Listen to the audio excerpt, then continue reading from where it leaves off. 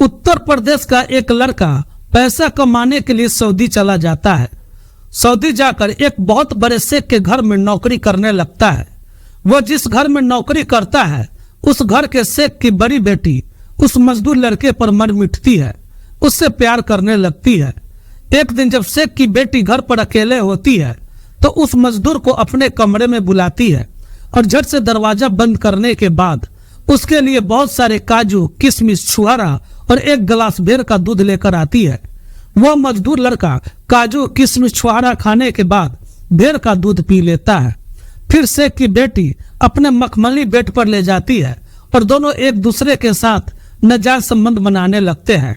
संबंध बनाने के बाद मजदूर शेख के डर से जल्दी से वहां निकल जाता है, लेकिन शेख की बेटी बिना डरे हुए मजदूर को देखते रहती है, मुस्कुराते रहती है। फिर उस मजदूर के साथ शेख की बेटी ने कुछ ऐसा किया, जब आप पूरी कहानी सुनेंगे तो आपकी रूह तक कांप जाएगी। यह कहानी बहुत ही दिलचस्प और अनोखा है, तो इस वीडियो में इस कहानी में अंत तक जरूर बने रहे। तो आइए इस वीडियो में पूरी कहानी को जानने की कोशिश करते हैं। लेकिन वीडियो में आगे बढ़ने से पहले मैं आपका अपना कुमार विजेता कहानी खबर तक में फिर से सभी दर्शकों का दिल से स्वागत करता हूं और साथ ही साथ एक विनती है, वीडियो को लाइक कर दे, चैनल को सब्सक्राइब कर ले और कमेंट में अपनी राय जरूर लिखे। दरअसल यह सच्ची घटना सऊदी के एक शहर दमाम में घटी थी, लेकिन इस कहानी की शुरुआत होती है उत्तर प्रदेश का एक जिला पड़ता है रायबरेली। रायबरेली के पास एक कस्बा पड़ता है लालगंज। लालगंज के रहने वाले मेवालाल निर्मल के परिवार में कुल 4 सदस्य थे। मेवालाल, उनकी पत्नी और उनके 2 बेटे। बड़े बेटे का नाम था दीपक और छोटे बेटा का नाम था रोशन। मेवालाल का लालगंज में ही कपड़े पर प्रेस करने की दुकान थी, मतलब लॉन्ड्री की दुकान थी। परिवार के सभी सदस्य उस दुकान में लगे रहते थे, सभी प्रेस का काम करते थे। धंधा भी ठीक ठाक चल रहा था, लेकिन आमदनी उतनी नहीं थी जितने से परिवार का अच्छे से भरण पोषण हो जाए, जिससे आए दिनों पैसे की तंगी बनी रहती थी। दीपक बहुत ही जिम्मेदारी वाला आदमी था। उसका एक ही सपना था, वह अपने परिवार के लिए खूब सारा पैसा कमाए। फिर एक दिन दीपक के पड़ोस का लड़का 3 साल बाद उससे मिलने उसके दुकान पर आता है। दोनों एक दूसरे का हाल पुचाल पूछते हैं और जब बातों का सिलसिला शुरू होता है तो दीपक पड़ोस के लड़का से पूछता है, तुम्हारी हालत देखने से पहले से बहुत अच्छा लग रहा है, शायद तुमने 3 साल में सऊदी में बहुत पैसा कमाया है। लड़का कहता है, तुम बिल्कुल ठीक कर रहे हो, सऊदी में पैसा ही पैसा है। तो दीपक उससे कहता है, यार मेरी भी कोई सेटिंग वेटिंग कराओ, मुझे भी सऊदी में काम दिलवाओ, मैं भी सऊदी जाना चाहता हूँ और तुम्हारे जैसा पैसा कमाना चाहता हूँ, क्योंकि इस लॉन्ड्री के काम से घर का पूरा काम नहीं हो पाता है और पैसे की तंगी हमेशा बनी रहती है। तो पड़ोसी लड़का कहता है, ठीक है, तुम अपने घर वाले से बात कर लो, मुझे कोई दिक्कत नहीं है। जब शाम को दीपक के पिता मेवालाल कहीं से आते हैं तो सारी बातें दीपक अपने पिताजी को बताता है कि पड़ोस का लड़का सऊदी में रहकर अच्छा खासा पैसा कमा रहा है और वहाँ पैसा ही पैसा है, मैं भी सऊदी जाना चाहता हूँ। इस पर दीपक के पिताजी मेवालाल कहते हैं, हमारे पास इतने पैसे नहीं हैं जिससे तुम्हें मैं सऊदी भेज सकूं और तुम घर के हालात भी अच्छी तरह से जान रहे हो, इतने पैसे कहाँ से आएंगे। खैर, कुछ दिन बाद दीपक के पिताजी मेवालाल एक दिन दीपक को बुलाते हैं और कहते हैं, तुम सऊदी जाने की तैयारी करो और उस लड़के से बात करो, मैं पैसे की किसी न किसी तरह प्रबंध करता हूँ। और जब यह बात दीपक सुनता है तो बहुत खुश हो जाता है और जाकर सारी बातें अपने पड़ोस के लड़के को बतलाता है कि वह सऊदी चलने के लिए तैयार है, अब करना क्या है वह तुम बतलाओ। वह पड़ोस का लड़का दीपक को लेकर एक एजेंट के पास जाता है और जब एजेंट से सऊदी जाने की बातचीत हो जाती है तो दीपक एजेंट को जो पैसा बतलाता है उसे दे देता है। एजेंट दीपक से बोलता है कि ठीक है, तुम जाओ और सऊदी जाने की तैयारी करो, मैं तुम्हें डेट बता दूंगा कि किस दिन तुमको सऊदी जाना है। फिर 13 जून 2012 दीपक को सऊदी के शहर दमाम के लिए लखनऊ से फ्लाइट पकड़ा दी गई। करीब 4 घंटे की फ्लाइट के बाद दीपक सऊदी के दमाम शहर में उतर जाता है। एयरपोर्ट पर पहले से ही एक एजेंट दीपक को लेने आया हुआ था। वह एजेंट दीपक को अपने साथ लेकर घर चला आता है। घर लेकर आने के बाद वह दीपक से बोलता है कि तुम्हारी नौकरी एक शेख अबू बकर के यहाँ लगी है और तुम्हारा काम उनके यहाँ का सारा लॉन्ड्री का काम देखना है। आज तुम आराम करो, कल तुमको शेख के घर पर पहुंचा देंगे।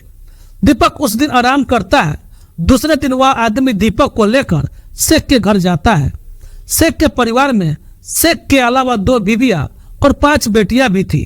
कुल मिलाकर परिवार में 8 सदस्य थे। शेख का दमाम में काजू का बहुत बड़ा बिजनेस था। वे बहुत अमीर लोग थे। अब शेख दीपक को सारा काम समझा देता है कि लॉन्ड्री का काम है, तुमको कपड़े वगैरह धुलना है, साफ सफाई करनी है, यही सब काम है। दीपक अपने काम में मुस्तैदी से लग जाता है। सुबह 4 बजे दीपक उठता है, 1 घंटे की कसरत करता है। कसरत करने के बाद रोजाना की तरह वह अपने कामों में लग जाता है। शेख की 4 बेटियों में सईदा सबसे बड़ी थी और सबसे ज्यादा खूबसूरत भी थी। सईदा देखने सुनने में बेहद मनमोहक थी। वह अक्सर आकर दीपक से बातचीत किया करती थी कि तुम कहाँ के रहने वाले हो, तुम्हारे घर में कौन कौन है, कैसे कैसे तुम्हारे यहाँ त्योहार मनाया जाता है, वगैरह वगैरह पूछताछ करती है। लेकिन दीपक सईदा से बात करते समय बहुत डरता था कि अगर शेख ने उसको देख लिया तो उसकी चमड़ी निकाल देगा। वैसे भी उसे मालूम था कि सऊदी का कानून बहुत ही सख्त है और छोटी सी भी छोटी गलती का यहाँ बहुत ही कठोर सजा मिलती है। लेकिन सईदा बहुत लापरवाह थी। वह बिल्कुल नहीं डरती थी। उसे जब भी मौका मिलता था वह दीपक से बात करती थी। दीपक सुबह सुबह जब भी कसरत करता था, सईदा खड़ी होकर ऊपर से उसको घूरा करती थी। सईदा जब भी किसी काम से बाहर जाती वह दीपक को अपने साथ लेकर जाती थी और घर वाले समझते थे कि दीपक नौकर है, इसलिए उसे अपने साथ लेकर जाती है सामान को ढोने और उठाने के लिए। जब 2-4 महीना बीत जाते हैं तो एक दिन दीपक सईदा से बोलती है कि वह उसको बहुत अच्छा लगता है। जब दीपक इस बात को सुनता है तो उसकी हालत खराब हो जाती है। वह कहता है कि देखो शेख साहब से तुम मत बतलाना, नहीं तो वे मुझे जान से मरवा देंगे। सईदा हंसते हुए दीपक से बोलती है कि तुम डरते बहुत हो। अब दीपक भी मजबूरी में थोड़ा हंसने लगता है। धीरे धीरे दीपक और सईदा में नजदीकियां बढ़ने लगती है। सईदा और दीपक चोरी छुपे बहुत मस्ती करने लगे थे। एक दिन शेख का परिवार किसी शादी में किसी समारोह में चला गया था। सिर्फ घर पर अकेली सईदा बची थी। तभी सईदा दीपक को आवाज देती है। दीपक आ जाता है।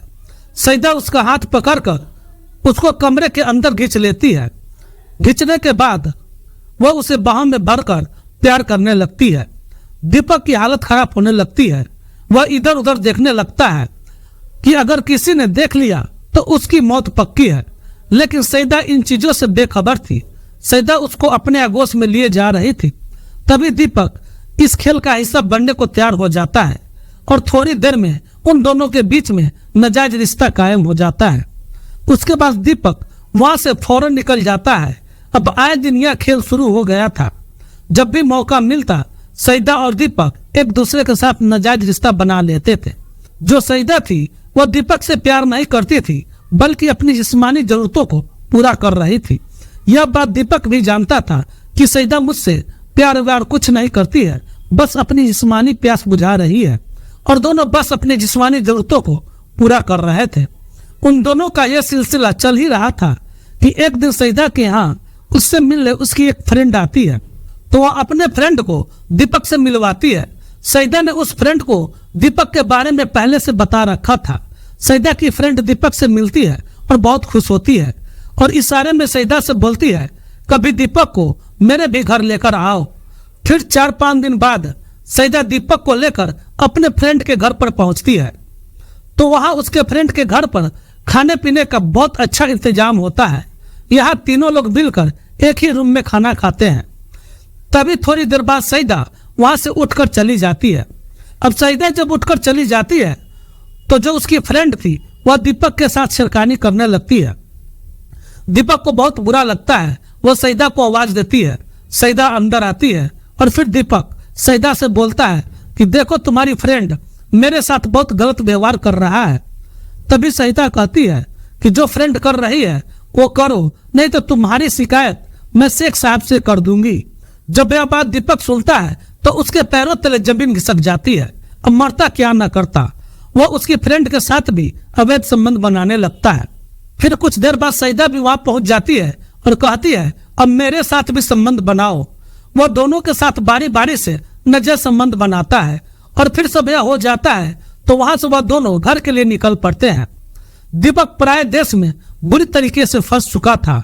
उसको अपनी मौत पक्की दिख रही थी, क्योंकि वह सोच रहा था कि इन बातों का भनक अगर शेख साहब को लग गया तो उसका कत्लेआम सरकर्म करवा देंगे। लेकिन आए दिन सईदा और उसकी फ्रेंड मिलकर उसका भरपूर शोषण कर रही थी। जब भी यह मना करता तो इसको शेख साहब की धमकी दे दी जाती थी कि हम शेख साहब को बता देंगे। फिर 15 जुलाई सन 2014 को सुबह का टाइम था। दीपक रोते हुए भागते हुए आता है और शेख साहब के पैरों में गिर जाता है। वो शेख साहब से बोलता है कि उसके पापा की डेथ हो गई है, उसको इंडिया वापस जाना है। शेख अच्छा आदमी था। वो कहता है ठीक है, तुम्हें हम इंडिया भेज देंगे। उसके बाद शेख साहब दीपक का जो हिसाब बनता था वो उनको पैसा दे देता है और दीपक की फ्लाइट करवा देता है। शाम को दीपक वहां से फ्लाइट पकड़कर सीधा इंडिया आ जाता है। घर में आने के बाद दीपक अपने पिता से लिपटकर बहुत रोता है और बोलता है मुझे नई जिंदगी मिली है और अब मैं दोबारा कभी भी अपना देश छोड़कर नहीं जाऊंगा। यह कहने के बाद वह अपने माँ भाइयों से भी लिपटकर बहुत रोता है और ऊपर वाले का शुक्रिया अदा करता है कि किसी तरह वह उस दलदल से बच निकला। फिलहाल दीपक अपने पिताजी के कारोबार को फिर से चला रहा है, उसको आगे बढ़ा रहा है और अपनी जिंदगी को सुकून के साथ जी रहा है। इसलिए दोस्तों एक सलाह है, अपना देश छोड़कर कहीं दूसरे देश में पैसा कमाने के लिए जा रहे हैं तो किसी भी दलाल और एजेंट के चक्कर में नहीं पड़ना चाहिए। सोच समझकर ही सही कदम उठाना चाहिए और सही फैसला लेना चाहिए।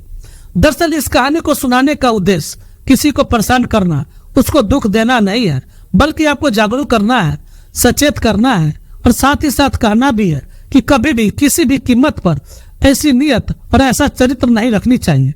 तो चलिए मिलते हैं फिर से एक नई और सच्ची कहानी में। तब तक के लिए मुझे इजाजत दे। जय हिंद, जय भारत।